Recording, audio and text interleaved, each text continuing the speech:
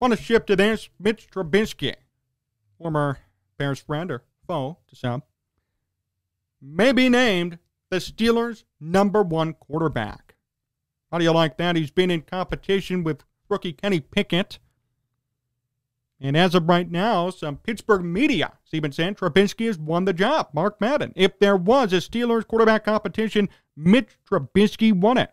Mitch was 15 of 19 for 160 yards and a touchdown, threw several nice balls. He was accurate and mobile.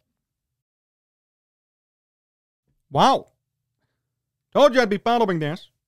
I don't care if he's a polarizing figure. I don't care if you don't like him.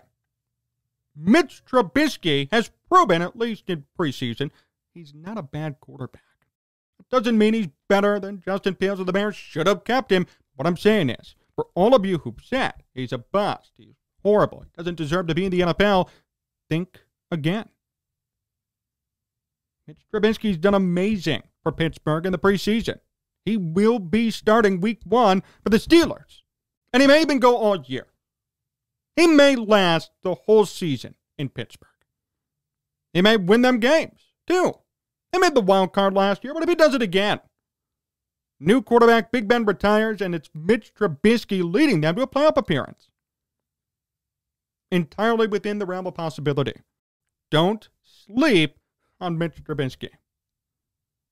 Whether you like it or not doesn't matter. The point is, don't sleep on him. It's a fact. Hey, I'll take 15 of 19 for 160 yards and a touchdown all day long. You may have mixed feelings about Mitch. You might think he's still a bust or screwed the Bears somehow, but the fact is, he is a quality NFL quarterback with the right team, with the right pieces. I still think he's between the 15th to 20th best quarterback in football. Could be even better depending on how he does.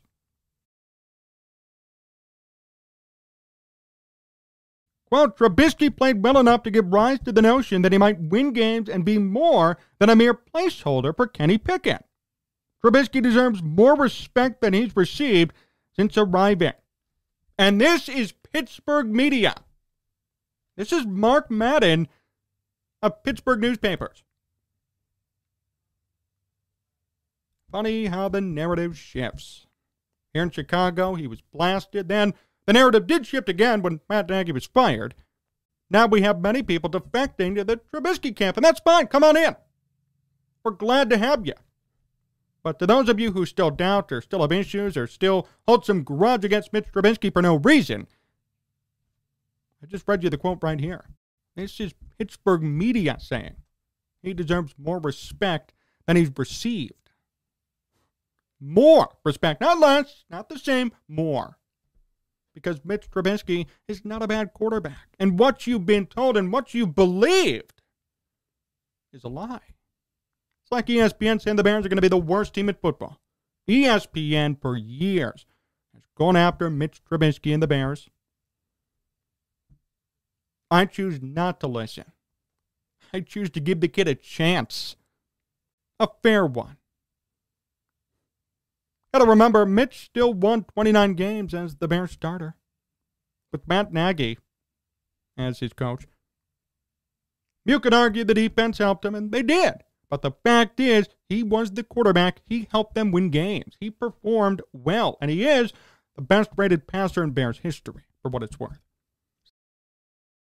Say what you want about Mitch Trubisky, but don't be surprised when he lights it up in Pittsburgh and they're in the playoffs come December, January. Telling you right now, and we're going to cover Mitch as the season progresses, good or bad, because you want to know.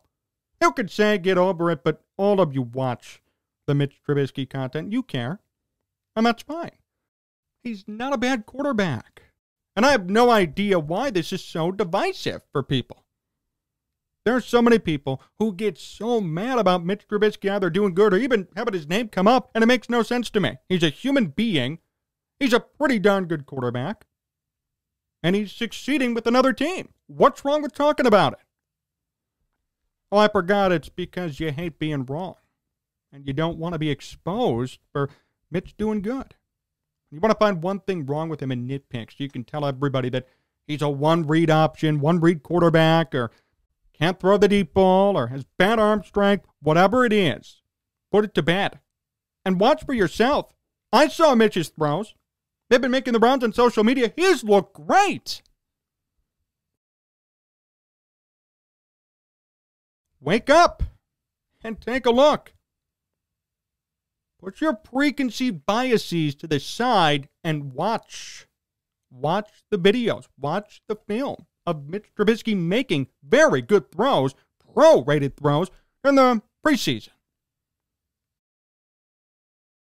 I don't know why he's so polarizing. I don't know why so many people have an issue with him and not the coach or the GM at the time or ownership. But for whatever reason, put it to bed. Do me a favor, put it to bed, and watch Mitch and what he does this year. And if he sucks, so be it, I'll be wrong. But I'd rather give him a chance, a fair chance, than just bash him every single second for a good throw or a nice play. Everybody nitpicks instead of praises. And no one's like that with Justin Fields or other players in the NFL. It just seems to be Mitch. I don't get why. I don't get why he's so polarizing. Why it's such a big issue if he's succeeding or moving on or had a good game. It sickens me. And I would hope that everybody has a little bit more compassion and respect for who he is. Oh, he's a bum, he's a bust. Well, he's a winning quarterback. He's the highest rated passer in Bears history, and he's making the most of an opportunity that was given to him after Matt Nagy pretty much screwed him.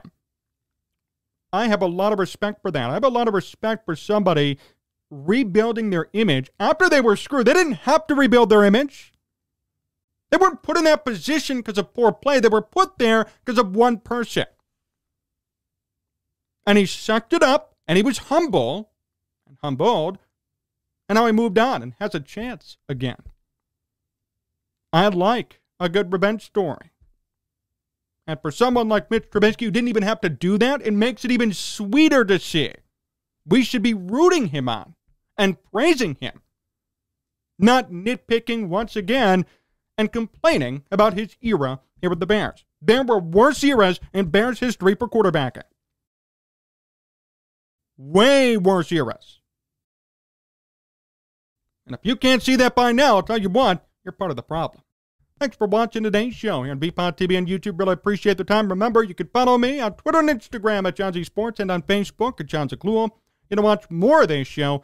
Search up Sports Talk Chicago on YouTube or go to sportstalkchicago.com for interviews, podcasts, and articles. So long, everyone.